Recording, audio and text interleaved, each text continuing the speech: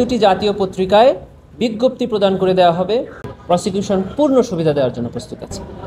যে আপনারা জানেন যে আন্তর্জাতিক অপরাধ ট্রাইব্যুনালের পক্ষ থেকে বেশ কয়েকজন সাবেক এবং সার্ভিং সামরিক কর্মকর্তাদের বিরুদ্ধে ইনফোর্সড ডিসঅ্যাপিয়ারেন্সের অভিযোগে গ্রেফতারি পরোয়ানা জারি করা হয়েছিল এবং আগামীকালকে ট্রাইব্যুনালে ওই মামলা দুটির নির্ধারিত তারিখ আছে।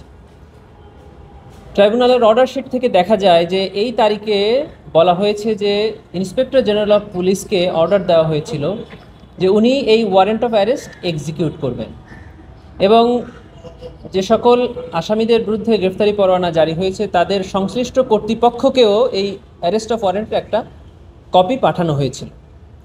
এখন এই আইন অনুযায়ী দুটি কাজ ওনারা করতে পারেন। একটি হলো যে ওনারা আইনের প্রতি শ্রদ্ধাশীল হয়ে এই ওয়ারেন্ট অফ অ্যারেস্ট সম্পর্কে জ্ঞাত হয়ে ট্রাইব্যুনালে এসে হাজির হতে পারেন, অথবা আইন শৃঙ্খলা বাহিনী তাদেরকে গ্রেফতার করে ট্রাইব্যুনালে নিয়ে আসতে পারে।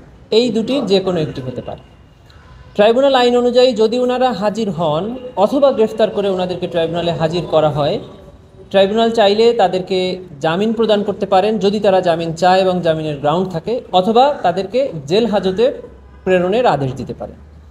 যদি জেল হাজতে ওনাদেরকে প্রেরণের আদেশ দেয় তবে কারা কর্তৃপক্ষ, যেটি স্বরাষ্ট্র মন্ত্রণালয়ের অধীনে, ওনারা সিদ্ধান্ত নেবেন যে ওনারা কোন কারাগারে থাকবেন। যদি ওনারা কালকে হাজির না হন অথবা ওনাদেরকে হাজির করা না হয় তবে এই আইন অনুযায়ী তাদেরকে ট্রাইব্যুনালে উপস্থিত হওয়ার জন্য দুটি জাতীয় পত্রিকা, একটি বাংলা এবং একটি ইংরেজি, এই দুটি জাতীয় পত্রিকায় বিজ্ঞপ্তি প্রদান করে দেওয়া হবে এবং একটি তারিখ নির্ধারণ করা হবে যে আগামী অমুক তারিখের মধ্যে ওনারা যেন ট্রাইব্যুনালে হাজির হয় এই মামলা সম্পর্কে জানার জন্য বা মামলায় অ্যাপিয়ার করার জন্য। এই পত্রিকার বিজ্ঞপ্তির দিনেও যদি ওনারা হাজির না হয় তাহলে এই ওনাদেরকে পলাতক ঘোষণা করে তাদের পক্ষে একজন স্টেট ডিফেন্স কাউন্সিল এনগেজ করা হবে এবং এই স্টেট ডিফেন্স কাউন্সিল ওনাদের পক্ষে মামলা পরিচালনা করবে। এটা হলো ট্রাইব্যুনালের বিধান। এমনিতে ওনারা গ্রেফতারে আছেন বা ওনাদেরকে হাজির করা হবে বা কিছু এই ধরনের কোনো ইনফরমেশন আপনাদের কাছে এখন পর্যন্ত আছে কিনা? সেটা হলো যে আপনাদের কাছে কোনো ইনফরমেশন আছে কিনা যে ওনাদের স্থায়ী ঠিকানা থেকে কোনো ধরনের ইনফরমেশন আছে কিনা তারা পলাতক এরকম? প্রসিকিউশনের কাছে এই ধরনের কোনো ইনফরমেশন আসবে না, কারণ গ্রেফতারি পরোয়ানাটা জারি করেছে ট্রাইব্যুনাল। কনসার্ন অথরিটির কাছে গ্রেফতারি পরোয়ানাটা পৌঁছে দিয়েছে ট্রাইব্যুনালের রেজিস্ট্রার অফিস। রেজিস্ট্রার অফিসের কাছেই এই সংক্রান্ত তথ্য আসবে।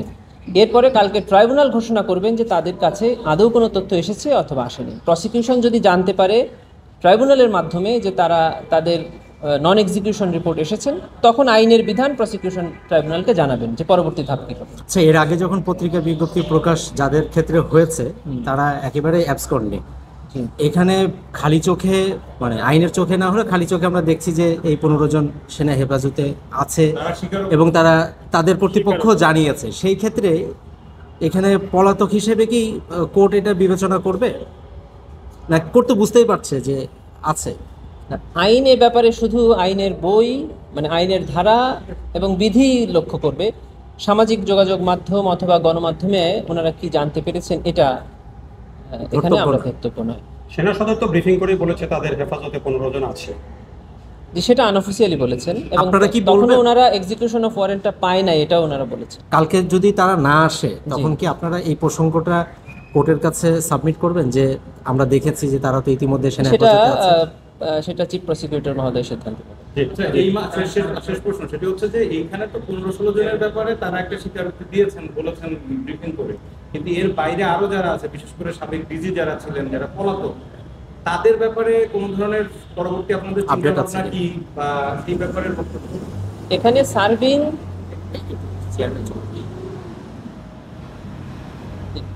এক্ষেত্রে সার্ভিং অথবা রিটায়ার্ড সকলের ক্ষেত্রে, শুধু তারা নয়, এই দেশের যে কোনো নাগরিক যার বিরুদ্ধে এই আইন প্রযোজ্য হয়েছে সকলের ক্ষেত্রে এই একই ধরনের নিয়ম, একই ধরনের বিধান প্রযোজ্য হবে। মামলা করার ক্ষেত্রে প্রসিকিউশন আসলে কোনো ধরনের চাপ অনুভব করেছিল বা এই নিয়ে কোনো ধরনের আপনাদের দিক থেকে? আপনারা জানেন যে ইতিমধ্যে বাংলাদেশের সাবেক প্রধান বিচারপতি কারাগারে আছে। আপনারা জানেন যে সাবেক বেশ কয়েকজন মন্ত্রী যারা রাষ্ট্রের উচ্চতর অবস্থানে ছিলেন, ইভেন বাংলাদেশের সাবেক প্রধানমন্ত্রীর মামলা এখানে চলছে। সাবেক অনেক রিটায়ার্ড এবং সার্ভিং আর্মি অফিসারকেও এইখানের জুলাই গণহত্যার বা জুলাই মানবতার বিরুদ্ধে অপরাধের মামলায় নিয়মিত এখানে আনা হচ্ছে। এখানে আসামি কে আমরা সেটা দেখছি না, আমরা দেখছি যে আইন কিভাবে বলেছে আমাদেরকে। আইন একজন অ্যাকিউজডকে যতটুকু সুবিধা দিতে বলেছে, প্রসিকিউশন পূর্ণ সুবিধা দেওয়ার জন্য প্রস্তুত আছে। ঠিক আছে।